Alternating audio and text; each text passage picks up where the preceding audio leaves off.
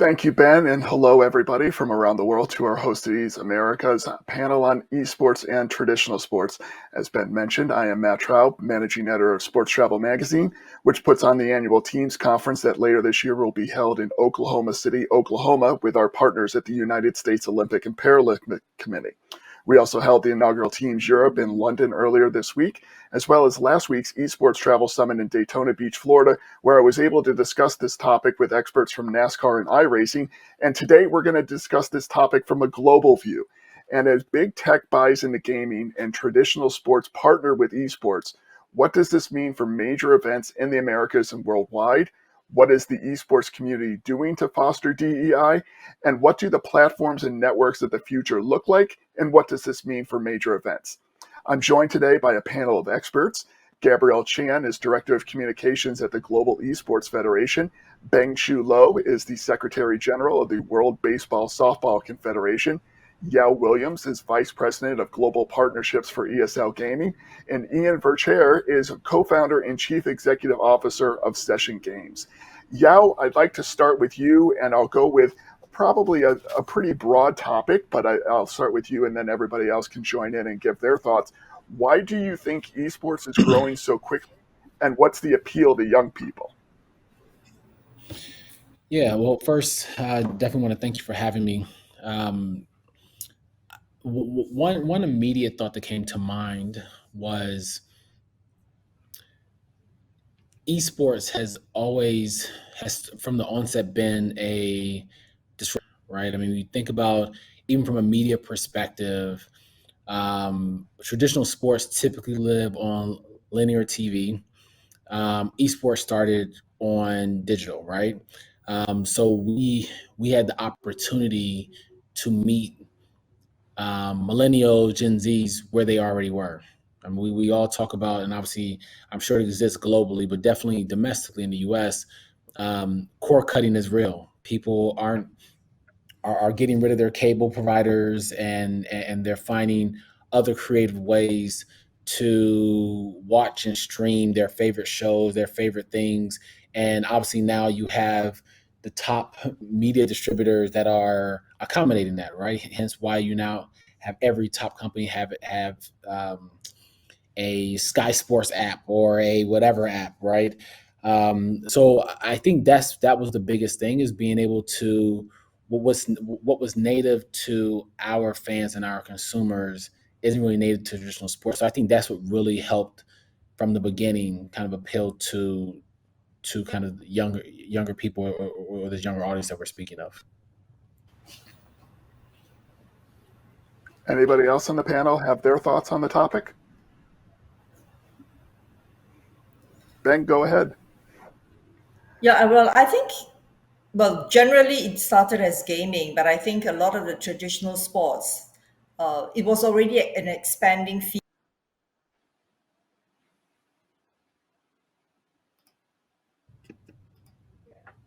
You really didn't have a choice. There was just lockdown of physical activities. Everybody was online. Everybody was using digital devices. What do? And you want to make sure you incorporate and include everybody. And it's a totally new audience. It's a totally new sports culture. And a lot of them, and some of the multi-sport games regionally and continentally, like the Asian Games, Southeast Asian Games, were already incorporating it into their physical sports.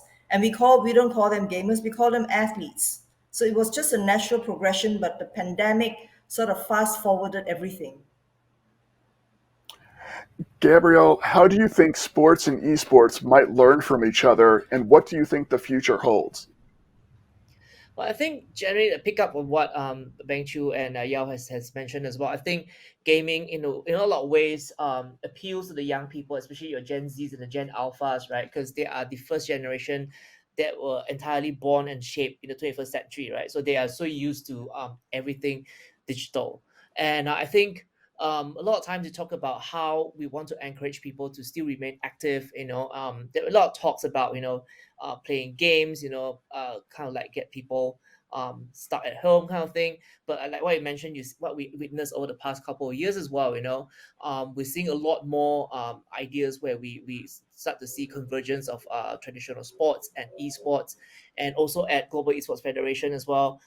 At our inaugural Global Esports Games in Singapore last December, we have also showcased some of our partners at Refract Technologies, for example, how to bring together technology, what we call this technology called Free Striker, Axis Free Striker, where you can actually play Taekwondo, for example, right, with anybody around the world.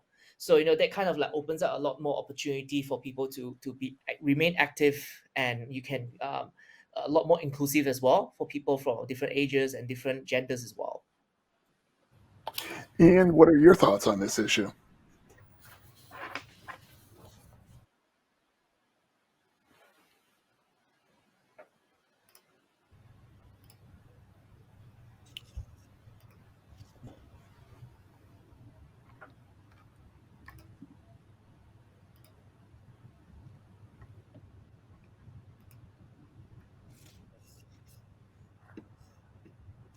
Yep. All right, Ian, we're having a little audio issue there, but we'll get back to you. Beng, I want to go back to you. Gabriel mentioned about the convergence of sports and esports. Can you speak to how international confederations and federations like yourself and what you have over at World Baseball and Softball can utilize esports, and you can use it in a way to start out by attracting casual fans, then convert them into dedicated fans of your sport? Well, we think that there is a whole spectrum of people who are interested in our sport, but they were more what I would call prefer a digital presence, and we wanted to ensure that we include these people inside. So for us now, we have even amended our statutes, and esports is now a discipline, just like when you talk about softball, you talk about baseball, and you talk about new discipline, baseball 5, you also talk about esports. We also incorporated para sports, so it's a new discipline. It's not as if like it's totally on the side, and therefore we bring you in, and then later on when physical sport comes back, you got to go back to the side. It's part and parcel of our total strategic plan of ensuring that we engage new audience, we engage these people, especially the younger people. And in fact, to cater for them, we are not just looking at mobile devices, we are looking at console, professional gamers. We are also looking at hybrid. We're looking at, because as I said, we have a 3-pillar esports strategy to ensure that we don't leave anyone out. We incorporate everything into what we want to do to expand the audience that we have. And I think traditional sports don't have a choice. If you don't, you're going to get left behind. And we've always been doing a bit of esports. E-baseball especially is very popular.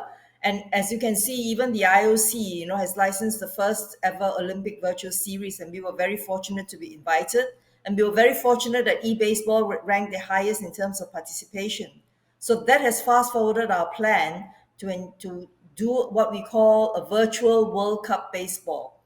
So that will cater for a totally different group of people, but because they are also baseball fans, they love baseball, and we're also looking at softball as well. So we want to make sure that everybody is able to go into our sport whichever way you want to. And I like to throw that and kind of reverse that for Yao and then for Gabriel as well. And the rest of the panel is, if coming from the esports side of things, how are you able to use traditional sports and build your esports following? Kind of a reverse production there. I apologize that you went out a little bit on the question. Well, I was asking for Yao and Gabriel.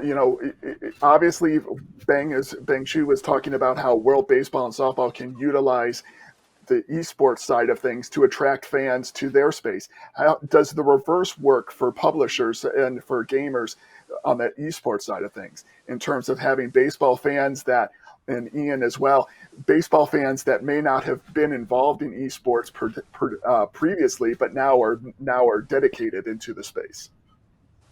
Yeah, I think one a couple examples that immediately come to mind, and some are very simple and apples.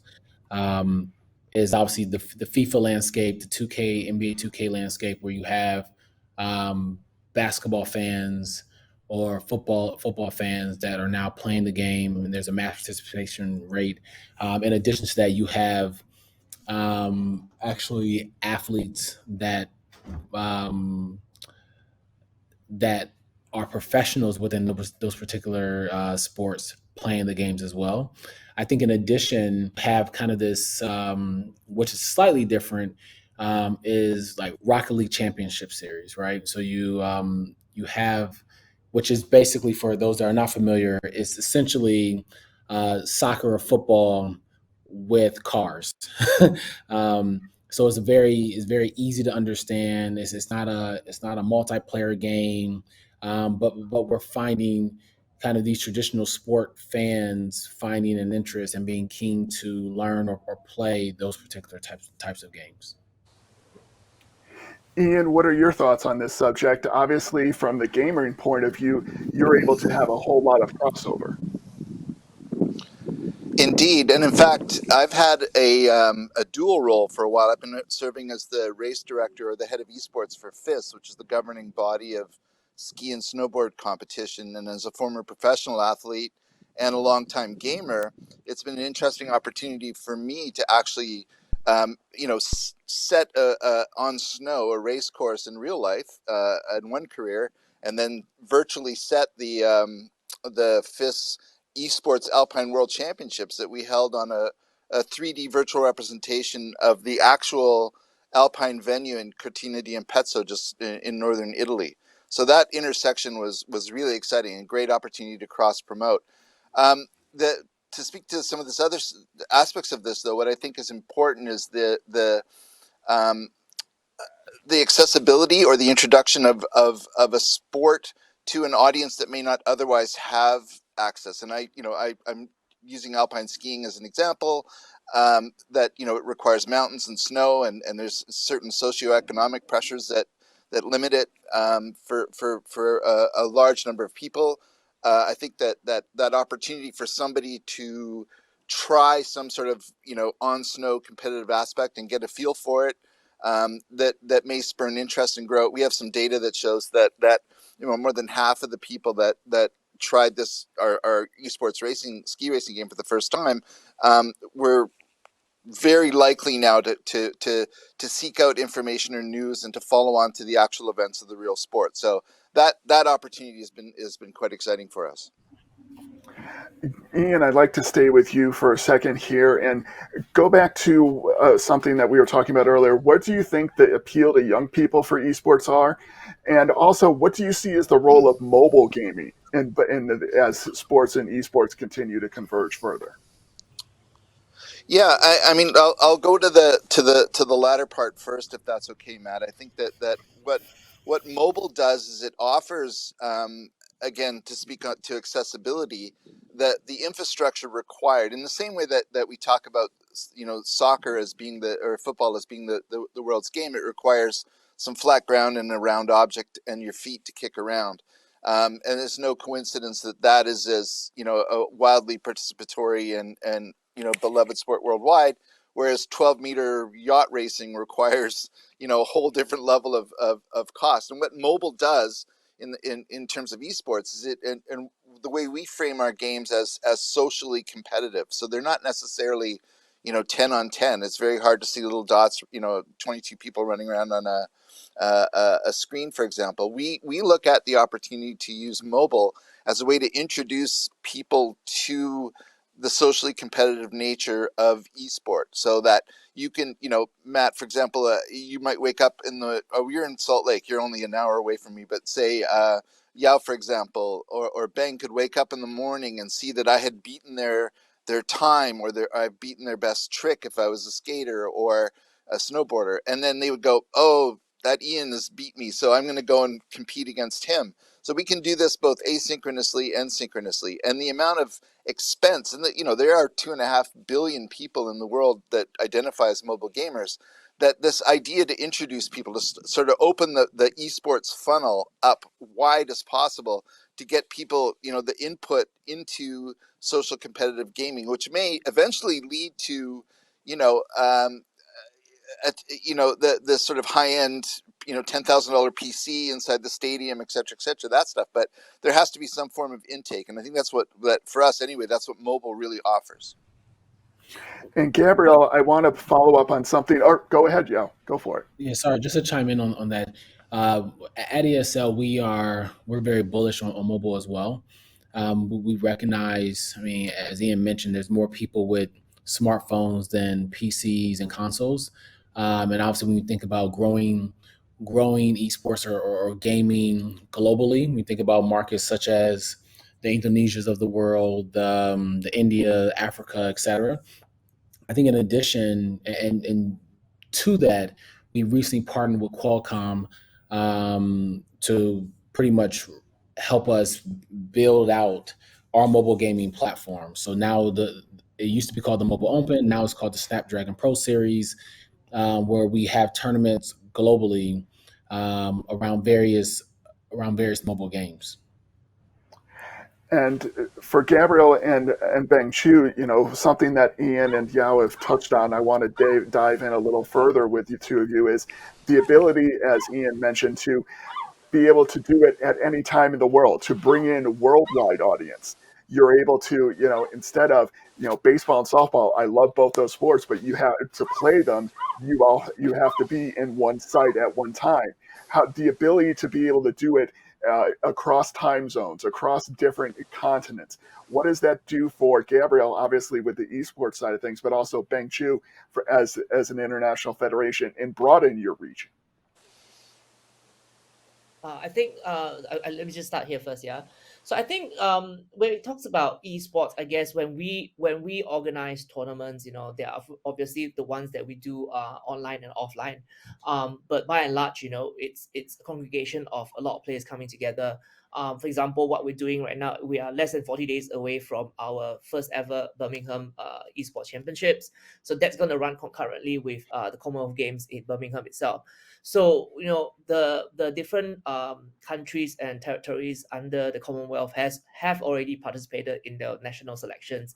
So players who usually won't be able to have the opportunity to play in an international tournament or in an international stage, they're given the opportunity to actually compete and represent the country, and they get to travel to Birmingham to compete with the rest of the world on the international stage.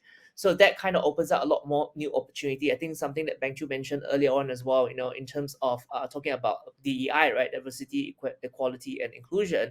So that helps a lot, giving people easy access into a sport.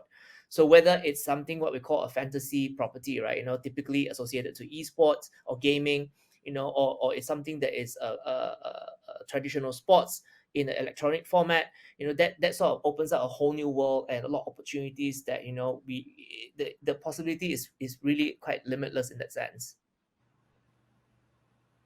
Just picking up from what Gabriel said, I think, well, I can see in the future that esports will not be on by itself. I mean, and it'll be totally converged, because like what we're doing in our federation, it's a discipline as well. And you will have a stage where esports is not just everything online. You also have physical presence, just like physical sport. You can also have esports presence. So you will reach a stage where esports is just another discipline. It's just like another baseball game or another softball game that you're going to, like what Gabriel mentioned, the Commonwealth esports games they have. Because right now in Asia, the Asian Games, esports is already one of the sports that's competed. So they don't look as if like esports is by itself. It is one of the sports. It's part of all the other so-called traditional sports. Yes, you in a way you are online. It's all about digital devices. It's all about online connectivity or whatever it is. But there's also a physical element to it. Just like a traditional sports, what we're doing now, we're incorporating the esports side. So the esports side because the athletes would like to meet, not just online and like what we're doing now. They would like to have a physical presence. There must be some physical contact. There must be some interaction. There must be some socializing. So I can see the future that it's not, I would call it that it's just part and parcel of sports and not just by itself. And as what Yan and Yao was mentioning, yes, people would like to compete, but I think there's a different thing about when you represent your country or when you get together to meet athletes from other parts of the world, much like what we're doing when we are doing our e-baseball. We have our baseball fans engaging with real baseball, some of their heroes in baseball. They go on to the e-baseball events. So likewise, I think the e-baseball people would also like to have a physical presence as well. And I think it's just inevitable. It's just like the OVS. The second one, I can imagine it's going to be like another big event that GSF had in Singapore, where you had the esports, where it's global, where you have athletes from all over the world gathering. And I think that's what we're heading for. It's just another discipline, another event. Yeah, we mentioned that segues perfectly into another topic that I wanted to discuss, and I'll start with you. Is ESL Gaming was part of the DreamHack Festival recently in Dallas, a huge return to in-person competition. Esports, everybody, and it surged dramatically during the pandemic because of its ability to be held virtually. But why are in-person competitions so important to esports? And what do you think a huge international event like this brings to the host cities? Yeah, so to give some context for the audience, our DreamHack Festival is basically intersection between um, gaming, culture, and lifestyle. So it's kind of a combination of, for those that's ever been, kind of this gaming event festival is also kind of mixed with a bit of Comic-Con a little bit. So you have kind of the extremes from some people going there bringing their own computers to participate and compete for a number of different games, some to compete at higher levels. Then you have kind of a showroom, a floor where you have people even dressed up. It's a pretty amazing experience. It's over a span of a few days. Um, I think for that particular event, during COVID, we were creating kind of these DreamHack Beyonds, which is virtual. So it's a virtual floor plan, it's a virtual events, and it's though it was engaging, it's to me it's not comparable to being able to touch and feel kind of the the gaming world. I think in addition to that, aside from DreamHack, there we had kind of a um, one of our one of our events around CS:GO, Counter Strike, and the crowds also changed the energy and overall intensity of the match play. I mean, you have kind of this, and this is, I mean, again, taking a step away from even esports, but it's traditional sports. I mean, that can affect how a person performs, right? If the crowd is screaming, if the crowd is yelling, are you going to crack under pressure? I mean, it was good to see the fan base back there. It was good to see fans chanting, screaming, yelling, high fiving each other, wearing their favorite team's jersey. So I think that overall energy is critical and important for sports, whether it's esports or whether it's traditional sports. As it pertains to the event in the city, I mean, look, I think that it helps bringing global events to cities that are not just New York and LA, right? I mean, I think it allows a massive revenue stream within that particular city. It allows you to kind of tap into community passions, because typically you have those big events, you have those big festivals where people from a Dallas or people from in Atlanta or wherever, having to fly and travel to these particular cities to kind of tap into their passion points or their interests. So it's really cool to have an event like that in Dallas. I think also it grows the presence or the it grows enhances the perception of that city in the gamers' eyes and in our fans' eyes. So let's just say it may have been their first time in Dallas, and now they're like, "Oh crap, this is actually an amazing city. There's great food. There's great things to do. There's other ways for me to be engaged and involved within the city." So yeah, I think that those were kind of the things that kind of come immediately to mind on some of that value that we were hopefully able to bring to Dallas. And Ian, you have a background you mentioned Mhm. earlier about not just esports, but in person, traditional sports. What is that like when you're able to combine the two and have, be able to have for session gaming with you or Gabriel with the Global Esports Federation, having those in-person events? And what is to Yao's point, I was at the 2019 DreamHack in Anaheim, California, and it was totally something I've never seen. When the two of you guys are able to have your events in person, what is the different type of energy, and how does that differentiate from when you're holding a virtual event? That's a great question. We had, and I'll give you a very specific example of the first time we sort of brought to the more older traditional realm of ski racing. We were in Adelboden, Switzerland for a World Cup GS slalom event there, and the night before they have, and this is a relatively small alpine town that just expands in size by 20 times for the event. The night before the races start, they have the bib draw where they bring the athletes out and they pull out their start numbers, and they're dressed in street clothes, and there's music, and it's a little bit, it's more of a fan based thing, and there's probably 20-30,000 people in the community. And I think that as Yao was speaking to the Comic-Con aspect of it, I think that any sporting event needs to have this sort of festival, the merchandising and the sponsorship opportunities and the plaza for people to walk around and intermingle, because it's as much about the community and the fans as it is about the athletes and the participants. And what we did here was one of the top Swiss slalom skiers, Ramon Zennerhausen, he allowed us to show him playing the game on the screen, the ski racing game, in his own character that we built up specifically for the event, in place of him coming up for the bib draw and challenging everybody in the plaza to beat his time in real life. And we gave away a pair of head skis as an esports prize, and actually intermingled with the announcers at the actual event.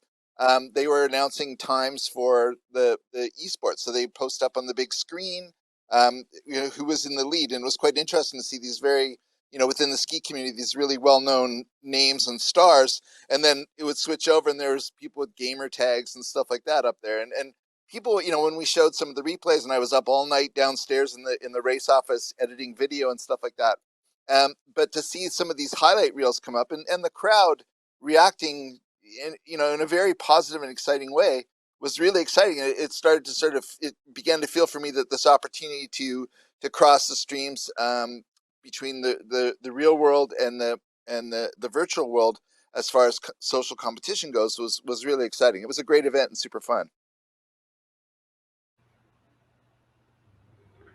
Gabriel, we have a question from the audience for you. I think would be really good to address it. Is obviously there are several international federations that are all working in the esports space. Would the sector benefit from a single international esports federation, and is that even possible? So I think one of the biggest thing, I think this is a very good question first and foremost, and it's something that has been asked many times. At the end of the day, I mean, for us at Global Esports Federation, what we believe in is that esports is for everyone, and everyone's welcome, and you literally come as you are and you play as you are. One of the beauty of esports or gaming is that it's so inclusive.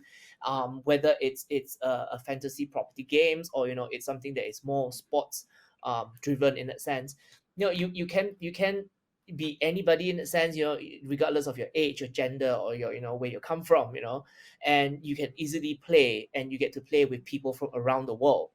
So I think what's important for us is that we focus a lot on what we do, or everything that we do. We focus a lot on the core values that the GEF believes in, right?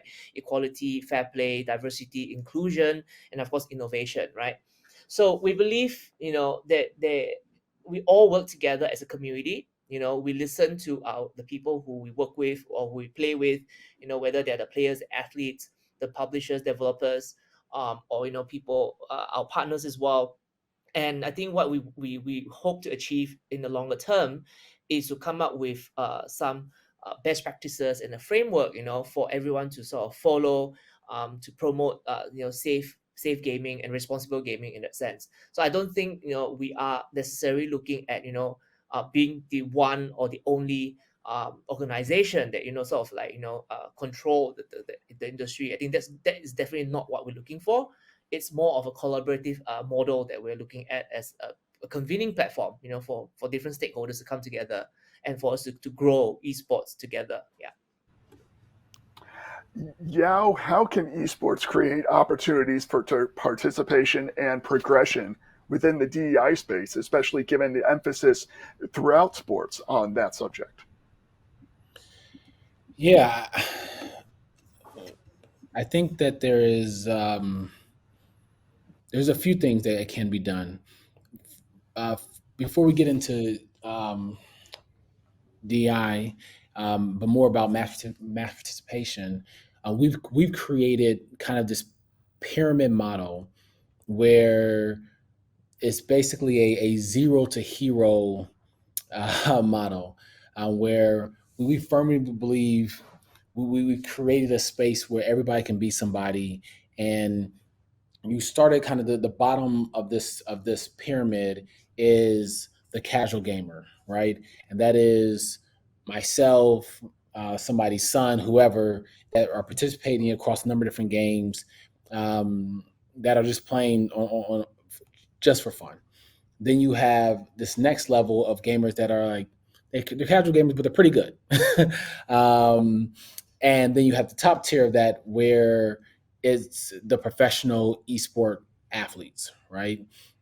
So we truly have this model where if you're good enough, you can go from this bottom level all the way up to the top level. I think in addition to that, we're finding ways to remove toxicity out of the kind of the esports space and world. Obviously, it exists. So we've created ESL Impact, which is kind of our first pillar around GG for all, which is good game for all. I mean, basically, simply meaning it's not a good game until it's a good game for everybody. And this is a women's league around CS:GO, and hopefully this will give us an opportunity for GG for all, our basically, ESL Impact will be able to touch, and GG for all will be able to touch our whole portfolio of our business. So it will eventually be able to touch our Dota 2, our DreamHack, our Snapdragon Pro Series, etc. Beng, how can traditional sports work with esports, whether it be game publishers or organizations such as your own, and get up to speed in the esports space if they have not been active in the past? You've been talking about all the things that you guys do with e-baseball, e-softball, but there are federations who have not been as active and are not as proactive in getting into esports. What advice do you have if someone from an IF or a National Olympic Committee goes to you and says, what's your best practices for getting up to speed? Well, I always go back to the quote by the IOC president, Thomas Bach: you change or you be change. If you change, you're the driver. So I think every organization, is not just the traditional sports, any organization, you don't have a choice. You have to embrace digital technology. You have to embrace online presence. And for us, we know our limited resources. We know we do not have the expertise, but we want to be innovative. We want to be able to adapt to change with the times.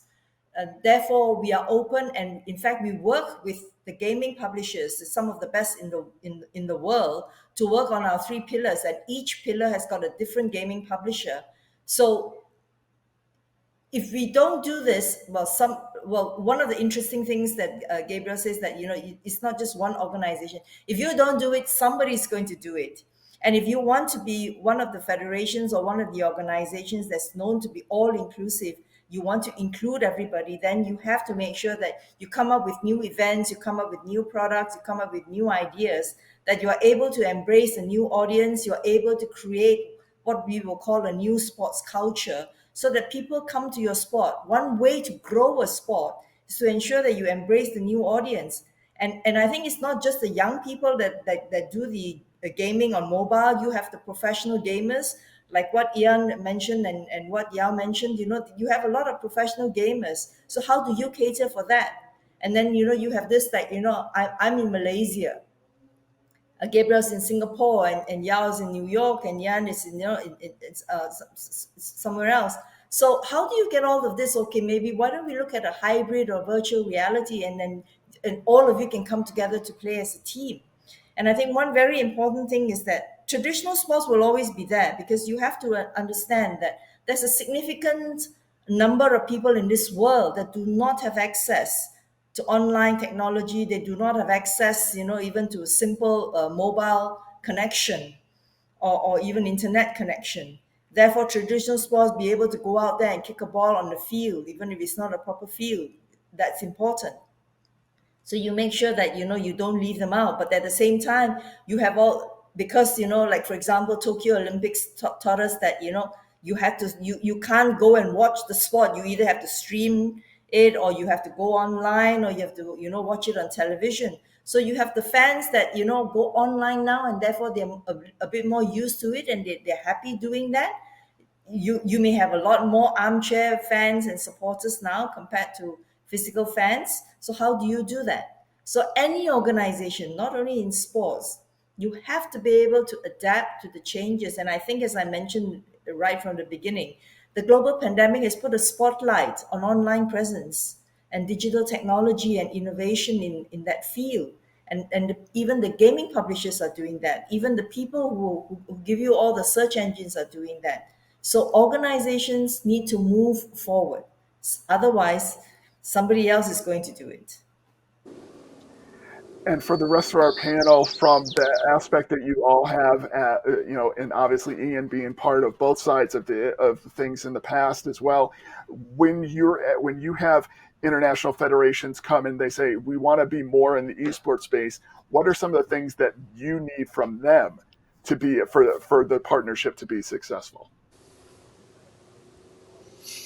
From our aspect, what FIS was able to do as the governing body of ski and snow sports was broker introductions and sort of ultimately legitimize what we were trying to do with a lot of the national ski associations and some of our brand partners in the ski racing supply group. So we, Longines as the official timing partner, Head, Fisher, Atomic, all of the brand companies that have that supply all the gear and the hardware, but also the resorts, and the fact that we've done other games where we've had participation with some of the titles that we did with our friends at Red Bull, our ski and sort of just free to play mobile games where we had such large audiences that it made sense for venues and other brands to participate in the game in a way that was both sort of authentic and it actually felt natural. Now, if you think about sports in a sense that the presence of brands and the activities of sponsorships and those sorts of brand moments is natural and authentic in a way that it may not be in, say, a more fantastic environment, say, for Dota or LOL or any of those types of fantasy-based games. So, in a way, we built, when you the early iterations of some of the games that we've built, we're like, wow, what's missing here? And then we realized that it's like banners on the sides of the course, or Red Bull or Head, or all these sorts of our brand partner, being presented visually as part of the experience.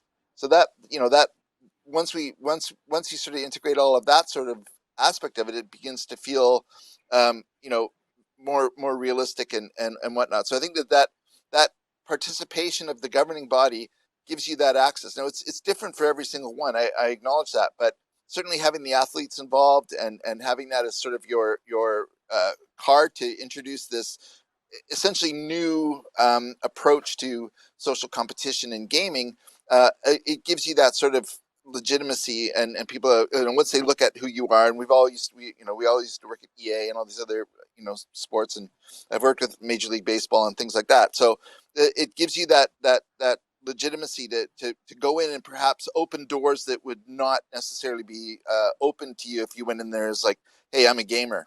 So.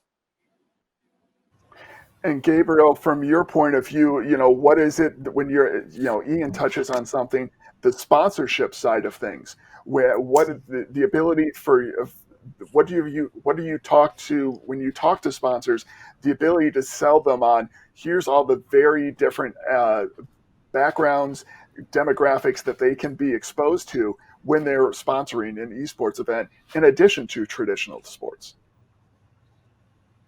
Well, I think ultimately when we talk to our partners, who are interested, whether it's a sporting federation coming in to esports, I think ultimately we are opening up a whole new segment of audience and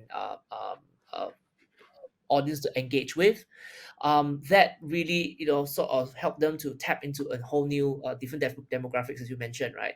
So for example, what we're gonna do, what we're gonna showcase in Birmingham in a month's time, is a few of our partners gonna showcase their new technologies. One of them is in its esports, right, on sim racing. So that's something that's already in the market. For example, F1 drivers and NASCAR race car drivers are already practicing their skills, on the simulators.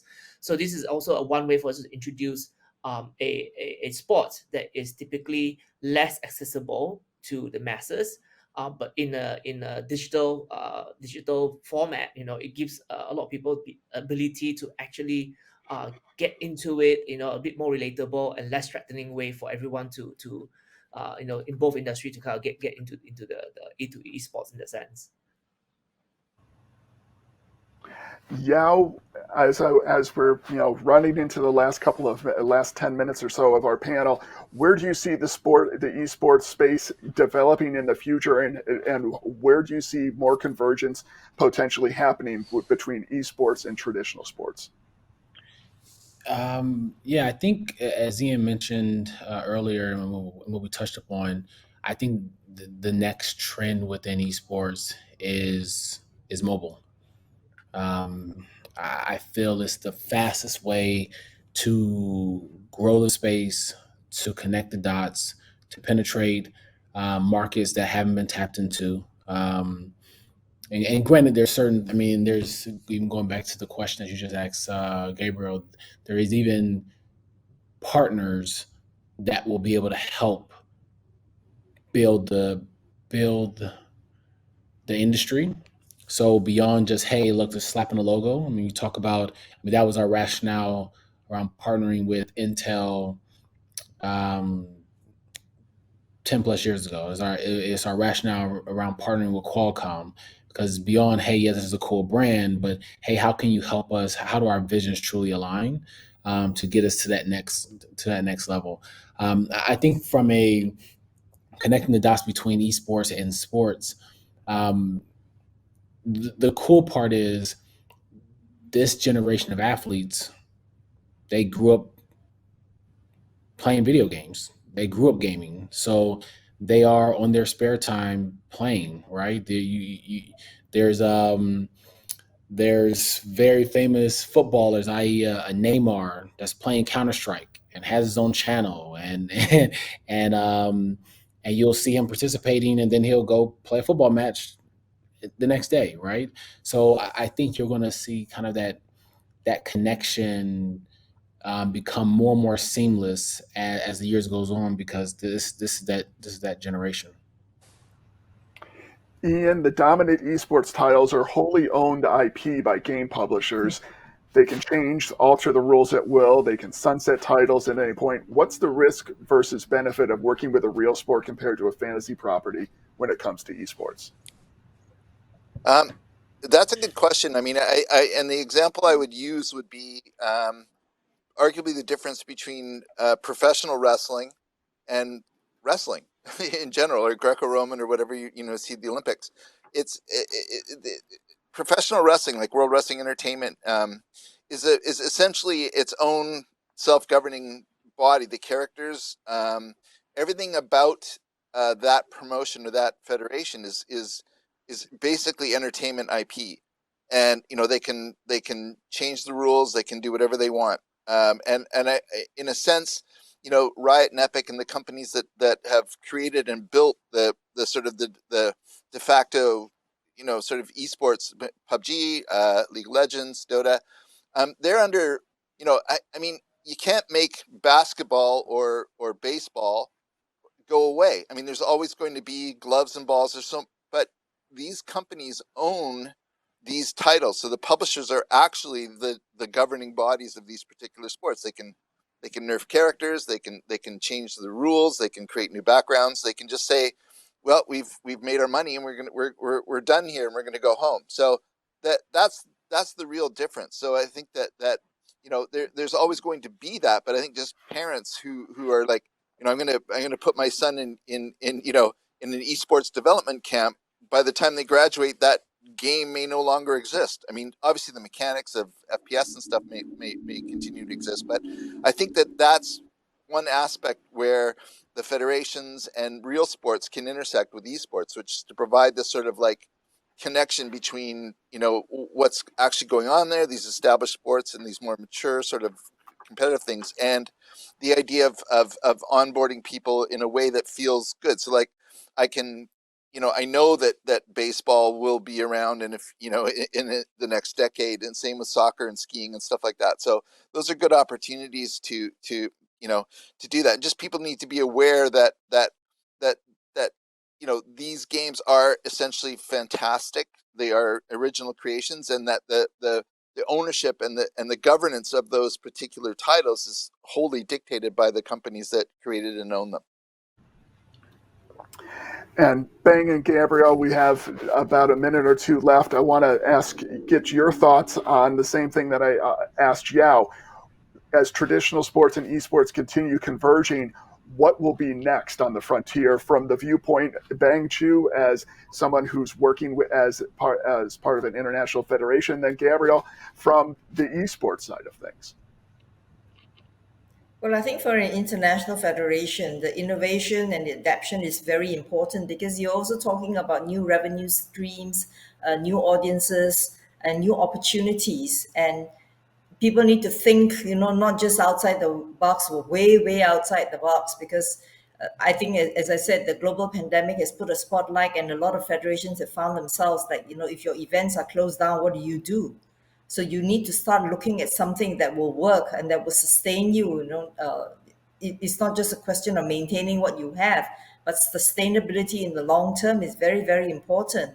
And for many federations as well, and for that, you want to look for a host city, and that's why we came up with not just esports, but we have a new baseball 5 where you just need one ball, four bases, and just an indoor hall or anywhere, a car park, to be able to play, so that people can still continue to play your sport and remember that it's baseball, softball, and you're not going to go away, as Yan mentioned. You're going to be around for decades, and in fact for centuries, I believe. But how do you change to ensure that you sustain in the long term? And federations need to understand that you also need to start looking at new revenue streams, new audiences, so that you don't become irrelevant. Yeah, so I Gabriel, just for add on you? to that. Yeah, so I think just to add on to that, I feel the important thing for us to look at esports industry is we always innovating, right? Even for us internally, within the federation itself, our conversation have evolved so much and so fast in the last 6 months, and also since we established more than 2 years ago. So the key thing for us here, in order for us to keep growing, is to continue to engage with our community. Be it the developers, the publishers, the gamers, the athletes, or even fans. Fans are also important stakeholders within the industry itself, and also young people. We engage with youth as well. We listen to what they want, what they like. So I think bottom line is there's so many opportunities out there, and we just need to keep keep talking to the right people and to engage with the partners. Something that is right here in front of us, which everyone's talking about, the metaverse itself, it's also another new frontier that everyone's looking into, like how best can we tap into that potential, and how can we grow esports to a whole new level. Yeah, I think that conversation will always continue to evolve. Yeah. Well, Beng, Choo, Yao, Gabriel, and Ian, I'd like to thank each of you for your time in discussing this subject. And I hope that each of our attendees have learned something about esports and its convergence with traditional sports as they continue to deepen their bonds. And now it's time to hand it back over to Ben for our next session.